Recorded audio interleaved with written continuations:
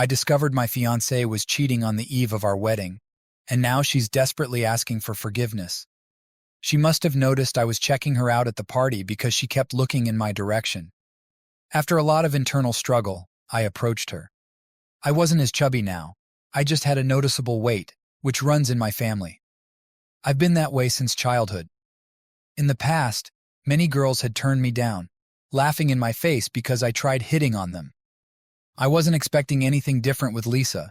She was gorgeous, and I expected her to either snub me or pretend like I didn't exist. But she was different. She spoke to me politely, and we talked for the rest of the night, having such a great time. It was my first time feeling that good and confident in a long time. Because we clicked so well, we exchanged contacts, and I gave her a call as soon as I got home.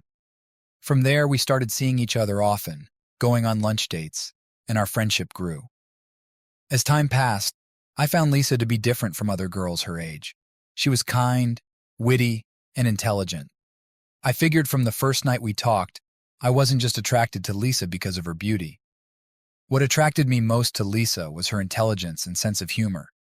Not many girls had given me the opportunity to go on multiple dates with them, but Lisa was generous to give me a shot. I was always attracted to intelligent people. I didn't like being around people with no life goals, vision, or future plans, and Lisa was all of it. She was just out of college, actively scavenging job openings, rushing for the marathon of interviews and whatnot. I loved seeing how serious she was about her career. I never had a real relationship apart from one in high school. Not because I couldn't keep one, but because the girls wanted something more than a nerd boy's love, which I didn't have. So meeting and dating a girl like Lisa felt like a win for me. It was 3 months since she had graduated, and she had no luck in the job hunting game. She had left the college dorm and moved in with her friend, but it was becoming difficult for her to survive. Her parents were not well off to support her post-graduation. They had made it clear to her that she needed to care for herself after graduation. The friend with whom Lisa lived was very clumsy and would often have a boyfriend at the house.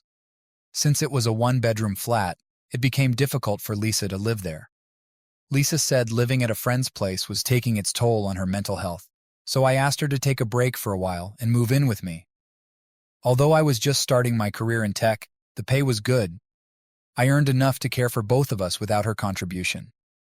We lived in a spacious one-bedroom apartment, and I single-handedly took care of rent, paid the bills, and took care of groceries. I never complained because I loved her and didn't see a big deal in spending some extra bucks on her. Throughout our relationship, everything went on smoothly, and we barely had any major fights. Lisa managed the house, did the dishes and laundry, went grocery shopping, and took care of my bed needs. She was so great in bed, and I enjoyed every bit of the moment with her. Before Lisa and I started dating, she told me about her ex-boyfriend in college and how he mistreated her. I assured her I was a gentleman and kept my promise. In the past, I had never had issues controlling my anger, and I never laid my hands on anybody or a woman, so she was safe with me. Believe it or not, I had never cheated in the past, and I didn't plan on cheating on her. My work was 60% remote and 40% on-site, so I shuffled between our house and the office. This allowed us to spend enough time together. To show how transparent I was with her, I even came up with the rules of telling each other wherever we went, who we were with, and what we were doing whenever we went out. I did this to show her I meant serious business with her and that I had nothing to hide. As our relationship developed, we introduced each other to our parents and very soon got to know all of each other's friends, mainly the people closest to us. I didn't have a best friend, but Lisa did. Her name was Samantha, and she hung out with Lisa all the time. She was also in the house regularly, and we were almost like family. Samantha and Lisa were roommates in college. Unlike Lisa, Samantha worked as a manager at a popular store in our city and lived with her 2 sisters, who were also working women. According to Samantha, Lisa was able to find a job at the same supermarket, but Lisa turned down the offer because she needed a corporate job. I think she felt very comfortable when I provided for her, although I didn't tell her that. Samantha often teased her and called her spoiled. Lisa argued that she had to work hard as a teenager and during college juggling multiple part-time jobs, so she deserved to be relaxed and cared for. For my part, I was glad to give her this break. I had no problems caring for Lisa. In fact, I was glad that I could provide for my woman and take care of her. One evening, while we were at a fancy restaurant to celebrate my promotion, Lisa suddenly asked, "What would you say if we got married?" "Uh-huh," I stuttered. I was momentarily distracted, but it wasn't a complete surprise.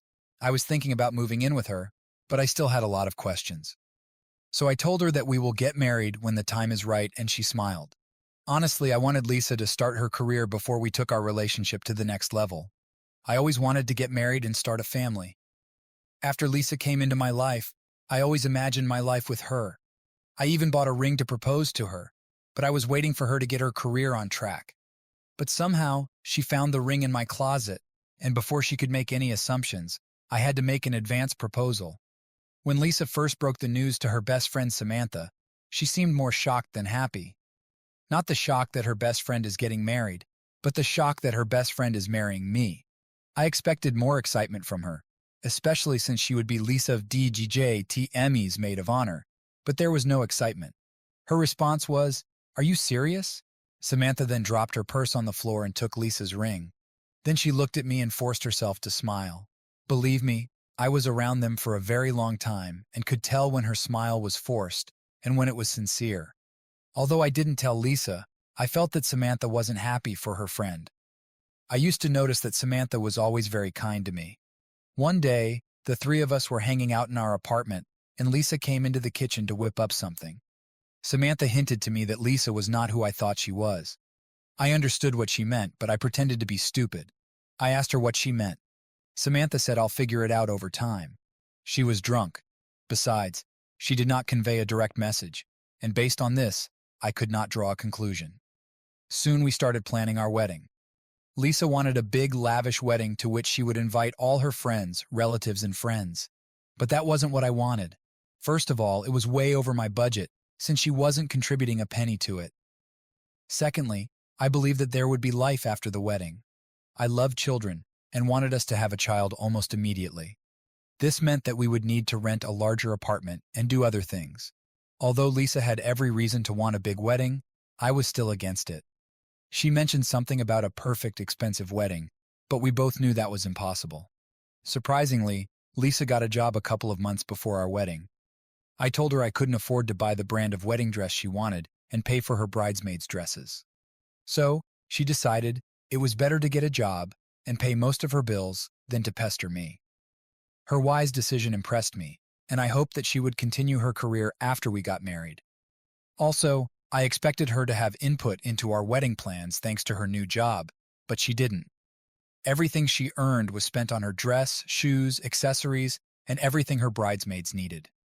In the end, I paid for the wedding venue, hall, cakes, and almost everything myself. 2 weeks before our wedding, I noticed that Samantha began to write to me more and more often. She texted me in the morning to ask if I was sleeping well and texted me while she was shopping with Lisa. In fact, there was a long list of reasons to write to me. But whenever we met, or she came to our house to help Lisa with something, she remained calm so that Lisa would not suspect that there was something wrong between us. At some point, I had to tell Samantha to stop calling and texting me because it was getting out of control. I was afraid that this might jeopardize my relationship with Lisa. I was afraid to mention this to Lisa because I didn't want it to ruin their friendship or their wedding preparations. I knew how much she loved and trusted Samantha, and deep down, I believed that Samantha was trying to seduce me or make me change my mind about marrying her best friend. The night of Lisa's bachelorette party, I realized why. I was in the club section of the hotel we were all staying at the day before our wedding. I was drinking with friends when Samantha called me and said she wanted to show me something. At first, I didn't want to go because I thought she wanted to seduce me one last time. But when she mentioned Lisa and a familiar name, I took one of my friends and went upstairs. I made it to the hotel room they were using for their little party. I saw Samantha waiting for me outside the door. She told me something I couldn't believe, and when I opened the door, my heart almost dropped into my stomach.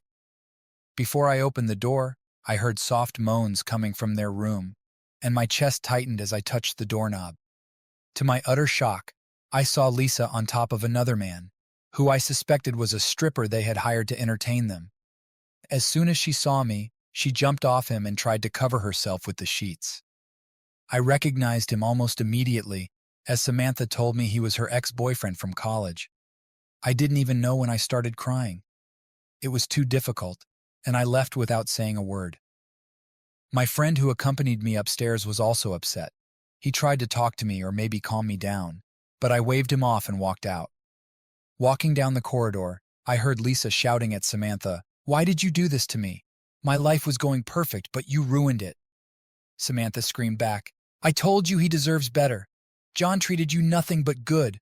I told you to break up with your loser boyfriend and be with John, but you wanted to have your cake and have it too." I didn't look back. I couldn't believe that Lisa was playing with me all the time. It was too painful to take, and I wanted to deal with the pain I felt, but I couldn't. Samantha even tried to follow me. I slammed the door in her face. I drank until I could tell the difference between a shadow and a real person. The next morning, I woke up to many missed calls from Lisa and several other people. When I left the room, Lisa was already in her wedding dress. She looked so unhappy. As soon as she saw me, she ran up to me and asked why I wasn't dressed for our wedding. Hearing this made me angry. In anger, I pushed her away and announced that I was calling off our wedding. Everyone was shocked and kept asking why I changed my mind. Even my parents were shocked to see me in such a state because no one expected this to happen after all the money I spent on preparation. But my heart was too broken to speak. I looked at Lisa, and the blood boiled down my spine.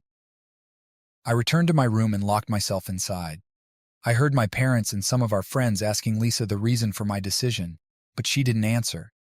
She just pretended to pass out, and several people caught her before her body hit the floor. After cleaning up after the night before, I left the hotel room with a few things I took with me. I turned off my phone after sending an apology message to my friend's WhatsApp group chat and switched off my phone. Please don't blame me. I didn't know how else to react. A week has passed since then, and I still don't know how to come to terms with the fact that I was used. Update 1. Hi everyone. Thank you for your comments. It means so much to me. Some of you commented on my original post about why I didn't do a background check with my friend's sister before dating Lisa. The thing was, I was stupid. I did not feel the need to do it aggressively. However, I remember subtly asking my friend VDTMM's sister about Lisa during the initial dating phase. She responded that they both were in different departments, and Lisa was her friend's friend. After college, they were not in touch, so it didn't help much. Speaking of Lisa, I met her yesterday, and she was so mad at me for standing her up at our wedding. It's kind of funny, right? She ignored what she did and made me the villain in the story.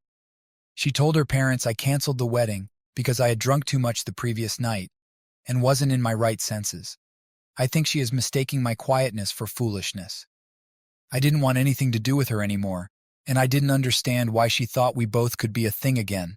To make things worse, she admitted that she was still having an affair with her ex-boyfriend when we were dating, which broke me more. She did so because I was always working, and I didn't give her the kind of attention she needed.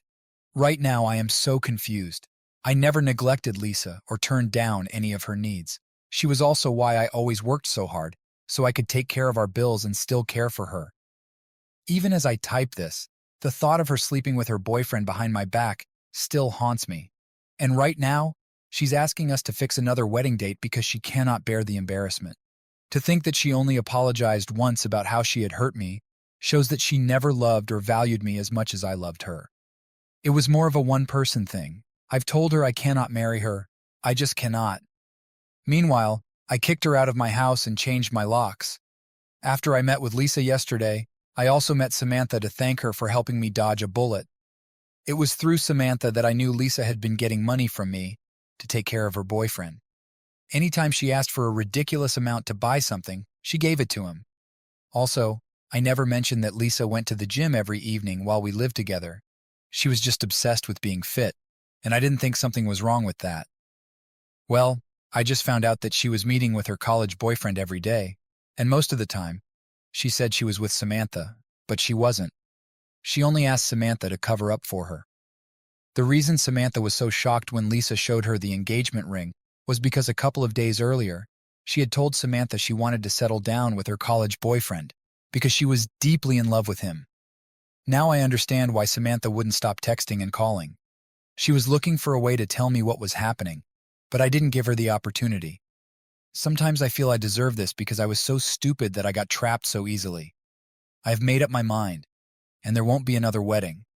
I will be meeting her again in 2 days to trash her belongings. I will make another update soon. Update 2. Hello everyone. Sorry for the delay in updating. I met Lisa again the second time 3 weeks ago, and something unexpected happened. Meanwhile, when I told her we would never be together again, talk more about getting married, she looked me in the eye and said, "Do you think calling off our wedding will help you find a better woman?" LOL, no woman in her right mind would want to be with an overweight man like you. You should consider yourself lucky to marry a woman like me. In my entire life, I had never been insulted like that, and it hurt so much that it came from someone I once loved, or someone who claimed she loved me. At that point, I knew the kind of person she was. Although it's hard to admit, I realized she had been using me the whole time. I know I'm overweight, but I didn't want a marriage where my wife felt like she was doing me a favor. I knew how those kinds of marriages always turn out to be. We didn't talk much that day because she threw my engagement ring at me and walked out in anger. I blocked her on all our mutual social media platforms and even her number. But before I blocked her parents from calling me, I visited them and told them how much of a liar their daughter was. They were so disappointed when they found out the truth. About a week later, after Lisa walked out on me at the cafe, a strange number began to call me repeatedly. When I picked it up, I immediately recognized Lisa's voice. She sounded different, calmer, and more respectful. Without beating around the bush, she asked if we could meet because she had something important to tell me. But I insisted she say it over the phone. Before she said it, she started apologizing.